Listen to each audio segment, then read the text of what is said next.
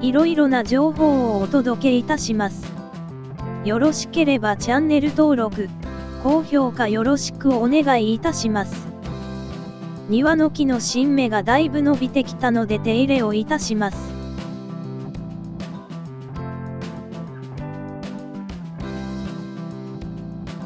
松の木は5月に新芽が出てきます。これを放置すると大きくなりすぎるので手入れが必要です。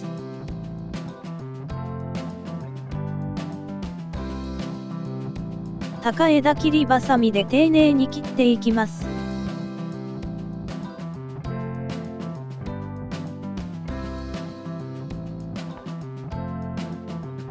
松の木は松や実が出てきてすぐに切れなくなりますので、シリコンスプレー、オイルスプレーなどで固着しないようにしながら作業します。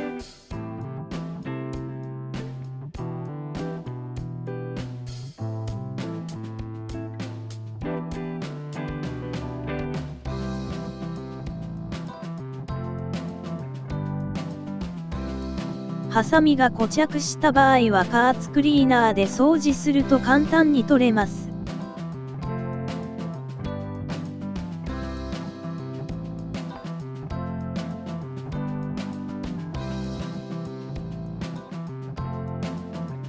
松は新芽が毎年伸びますので手入れが必要です。放置すると30センチ以上伸びますので早めの手入れが必要です。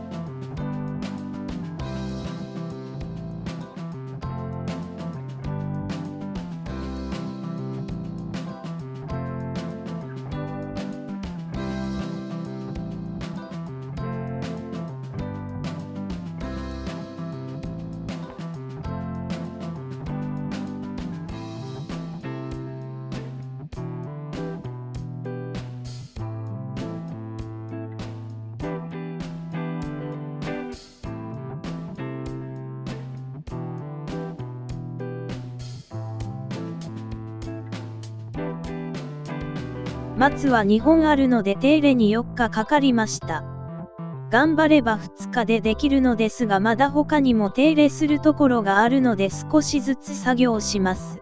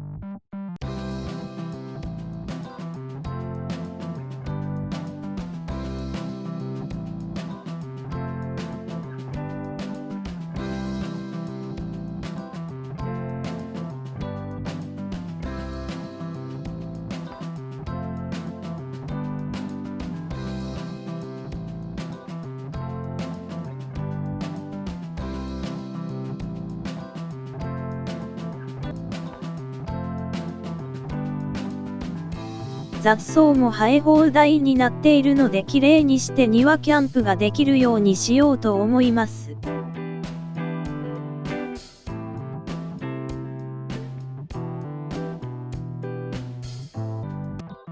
最後までご視聴いただきありがとうございます。いろいろな情報をお届けいたします。よろしければチャンネル登録、高評価よろしくお願いいたします。